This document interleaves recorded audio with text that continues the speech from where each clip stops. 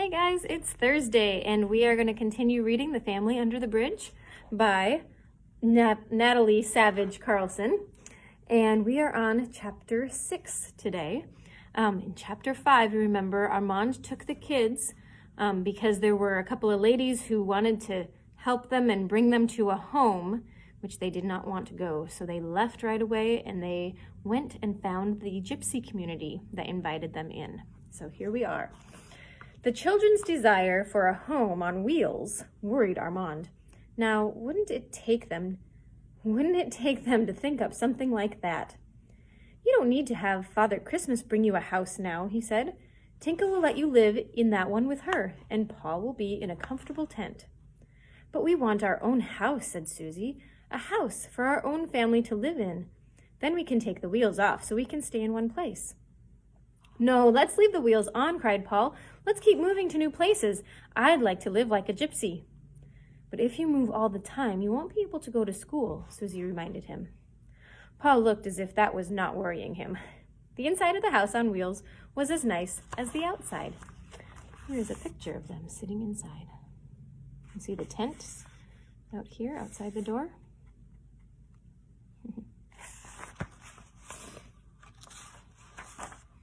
A big feather bed filled the back of it. There were shelves running all along the walls and brightly scrubbed copper pans hung over the tiny stove. Susie could see that the little house was the tidiest place in the gypsy camp. We put more feather beds on the floor at night so we can all sleep here, explained Tinka, all the girls, but we can't muss anything because Mother keeps a neat house. They stayed in the house on wheels for a long time. Tinka squatted on the floor and told them stories of her travels. Every spring, we go way down to Provence on the Mediterranean Sea, she said. We camp among old Roman ruins and bathe in the warm streams. Will you come to Provence with us? Susie was tempted, but she shook her head stubbornly. I have to go to school, she said. I don't think Mama would go anyway, and we couldn't go without her. We're a family, and we have to stick together. Tinka understood. We gypsies stick together too, she said. The time went so fast that Armand had almost forgotten about the children's mother. You wait here, and I'll go fetch her, he said as he noticed that it was almost dark. He hurried back through the streets where the snow had turned into water. The halls were noisier and busier than ever before because most of the work there took place during the night when the great trucks rolled in from all over France, bringing food to hungry Paris. It was dark by the time he reached the bridge. He caught Madame Calcette just in time. She was already descending the steps. At first, she wouldn't even listen to him. She hastened down without turning her head, but when she saw that her children and all their belongings were gone, she was only too willing to listen. She burst into tears when Armand told her about the two women. Why can't they leave me in peace with my children, she said. I'm only trying to keep my family together. It's all right, madame, said Armand, patting her shoulder. The nestlings are safe with some good friends of mine, and you will be welcome there too. I should have thought of it before. It's much better than under the bridge. Madame Calcette stopped crying and followed him back toward the halls. I want to apologize to you, she said humbly. You are a good man. Armand felt uncomfortable. Wait until you meet my friends, he said. He was certain that she would not thank him when she saw them. All the way through the dimly lit streets, Madame Calcette followed several steps behind him. Armand knew it was because she was ashamed to be seen with a hobo. But he did not let that bother him. He had lost his pride long ago. Work at the halls had reached a fever peak the third time he went through it. Now the woman had to stay close to him so that she would not get lost. They were pushed by baskets, and once Madame Calcette was almost run over by a truck. It was a relief to get back into the dark alleys. But when Armand led his companion through the wooden fence, the woman acted in the way he had expected. Her eyes flashed wide at the sight before them. The dusky gypsies were gathered around a campfire. The building peaks rising behind them made the scene one of a lonely gypsy camp at the foot of a bare Spanish mountain, instead of in the crowded heart of Paris. One of the men was playing a guitar, and a girl was dancing. Behind her pranced Tinka, trying to learn the steps by heart, and the firelight fell on 3 red-headed children clapping their hands in time to the music. Gypsies! Shrieked Madame Calcette. You have brought us to gypsies? Then, in her shame and despair, she started sobbing bitterly into her twisted scarf. Madame, said Armand, you cry so much that you will bring down the rain. To think we have fallen so low, wept the woman. My home, my children at home with gypsies. What is wrong with gypsies? Asked Armand. Why do you think you are better? Are you kinder? Are you more generous? I'm honest, murmured a woman through her scarf. What good does it do to be honest if you aren't kind and generous? He asked. Then, a softer tone, he asked, or said, You may think them thieves and wanderers, madame, but they are workers too. They are proud of their fine metalwork, and they have a right to be. They are expert craftsmen. Can you mend a pan that has half of the bottom burned out? They are thieves, persisted Madame Calcette. They mean no harm, said the hobo.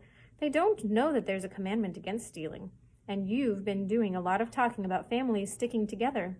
Well, we're all God's big poor family, so we need to stick together and help each other. Madame Calcette began drying her eyes on her scarf. I have nowhere else to take the children, she admitted. The room that my sister-in-law told me about is more than I can pay. I must be grateful for shelter, I guess. The gypsies received her courteously, and Morelli even offered to tell her fortune, although Madame Calcette refused. Tinka brought her a bowl of stew to eat by the fireside. It's good pigeon stew, she explained. My Uncle Nicky catches them in the square. He has very swift hands. Madame Calcette looked distastefully at the stew, but hunger triumphed. It really is very good, she admitted after the first spoonful.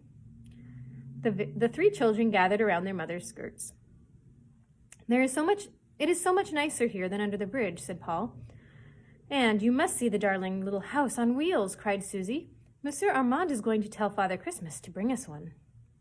You may sleep in it, Morelli politely told Madame Calcette. There is a soft bed for you and your girls in the back. You are very kind, said Madame Calcette, but I expect to pay you for our stay here. We do not take money from our friends, said Morelli proudly, only from strangers. Then she disappeared behind a tent. Susie found it more fun to sleep on a feather bed on the floor with the gypsy children. Early the next morning, Madame Calcette returned to her job. Later, the gypsy men left to canvass the restaurants for more pots and pans to mend. I guess you are having your Christmas vacation from school now, Susie said to Tinka, since the children remained in the courtyard. We have vacation all the time, said Tinka. We don't go to school. Susie was shocked. Then how do you learn to read and write? She asked. We don't know how to read and write, said Tinka. Susie was even more shocked. Then I will teach you, she said. We will have school this morning. She brought out her well-rubbed piece of coal. She had plenty of blank walls to use for a blackboard. She carefully printed each letter of the alphabet, naming it as she wrote. Armand was stretched out on the ground with a piece of firewood for a pillow. He was watching the little school teacher with good humor. You're the one who's been writing all those signs on walls and posts telling folks to go home? He asked. Susie gravely shook her head. Then she held the coal out to Tinka. Now, you copy them, she ordered. Tinka gave her a fox-like grin. Below Susie's letter, she quickly drew 2 circles, one inside the other. Susie frowned. That isn't a letter. It doesn't mean anything. Oh, yes, it does, said Tinka, grinning.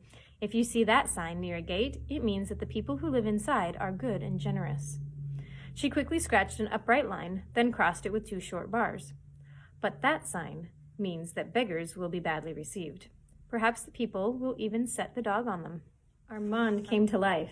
I'll remember that, he said. Seems like I went to the wrong school. Never learned such useful reading. Tinka laughed. She mischievously batted her eyelashes at Susie. See, she said, there is some writing that you can't read. Susie was willing to be a pupil as well as a teacher. I'd like to learn new things, she told Tinka. Now you teach me some more gypsy writing. Armand stiffly rose to his feet. It's getting too highbrow for me around here, he said. Think I'll take a little walk over town. This time, the children did not plead to be taken along. They were no longer bored and lonely. Although Paul and the boys had quickly lost interest in Susie's school, they were all playing a game of wolf and sheep between the tents. I wonder what wolf and sheep is. Do you guys know that game? But Susie had one request. "Will you please go to the Louvre store, Monsieur Armand?" she asked, "and tell Father Christmas where to bring our house, and that we'll be satisfied if he brings us a little one on wheels like Tinka's?" Armand nodded. That's right, he remembered. Not much time left. Tomorrow night is Christmas Eve. Well, that's the end of chapter 6. We'll continue on tomorrow with chapter 7. Have a great night, you guys. Bye.